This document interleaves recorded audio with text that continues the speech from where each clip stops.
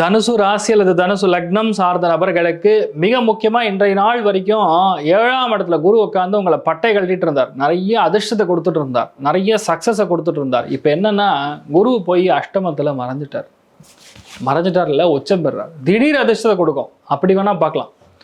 குரு போய் அஷ்டமத்தில் உட்காந்துட்டாருன்னா பணம் பயங்கரமாக செலவாகும். நம்ம எதிர்பார்க்கறதோட அதிகமாக பணம் செலவாகும். ஆனால் ஒரு விதத்தில் பணத்தை கொடுப்பார்.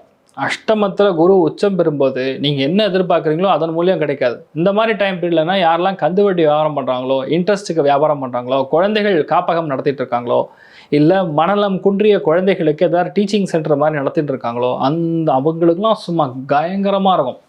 ரிக்கவரி ஏஜென்ட், புரியுதா நான் சொல்கிறது?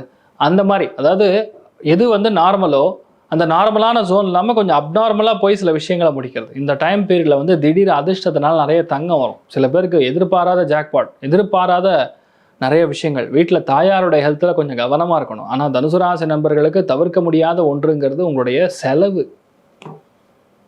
ஏன்னு கேட்டால் 10ஆம் இடத்துல சுக்கிரன் நீச்சம் அடைஞ்சு சனி வக்கரம், கால் முட்டி செராய்ப்பு, வண்டி வாகனங்கள், அம்மாவுடைய ஹெல்த் இதெல்லாம் கொஞ்சம் பார்த்துக்கணும். மாமியாரோட ஹெல்த்தும் பார்த்துக்கணும். அதுக்கப்புறம் சூரியன் செவ்வாய் உங்களுக்கு சுக்கிரனுடைய வீட்டில் உட்காந்துருக்கு. தனுசுலேருந்து பார்க்கும்போது லாபஸ்தானம். ஸோ நண்பர்கள் மூத்தவங்க மூலியமாக சின்ன சின்ன பிரச்சனைகள்லாம் தீரும். திரிகோணத்தில் ராகு உட்காந்துருக்கனால பொதுவாக நல்லது பண்ண மாட்டார், சில பிரச்சனைகள் தான் கொடுப்பார். பட் ரியாலிட்டி என்ன, அஷ்டமத்தில் இருக்கக்கூடிய குரு ஒரு சொல்யூஷன் வேணால் சொல்கிறேன் நான் கண்டிப்பாக. அதாவது இந்த யானைக்கு போய் சாப்பாடு கொடுங்க. பக்கத்தில் எந்த கோவில் இருந்தாலும் சரி, மெயினாக அம்பாள் கோவிலாக இருந்தால் ரொம்ப நல்லது. ஸோ அங்கே போய் யானைக்கு நீங்கள் சாப்பாடு கொடுத்து வந்தால், இல்லைனா திருச்செந்தூர் போக முடிஞ்சுன்னா ரொம்ப நல்லது. திருச்செந்தூருக்கு போய் யானையை பார்த்துட்டு, சுவாமியை பார்த்துட்டு, முருகப்பெருமான் ஃபஸ்ட்டு, அதுக்கப்புறம் யானையை பார்த்துட்டு அதுக்கு சாப்பாடு கொடுத்துட்டு வாங்க. சூப்பராக இருப்பீங்க.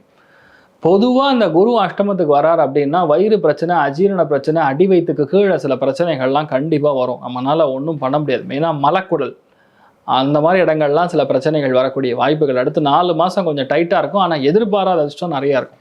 ஸோ நம்ம ரொம்ப திங்க் பண்ணாமல் கோ பை த ஃப்ளோன்னு இருக்கிறது தான் பெட்டர். ஸோ சந்தோஷம் அப்படின்னு சொன்னால் 70, பொருளாதார ஏற்றம் 80. நீங்கள் வழிபாடு செய்ய வேண்டிய தெய்வம் சாக்ஷாத் திருச்செந்தூர் முருகப்பெருமான் வழிபாடு ஏற்றத்தை கொடுப்பார்.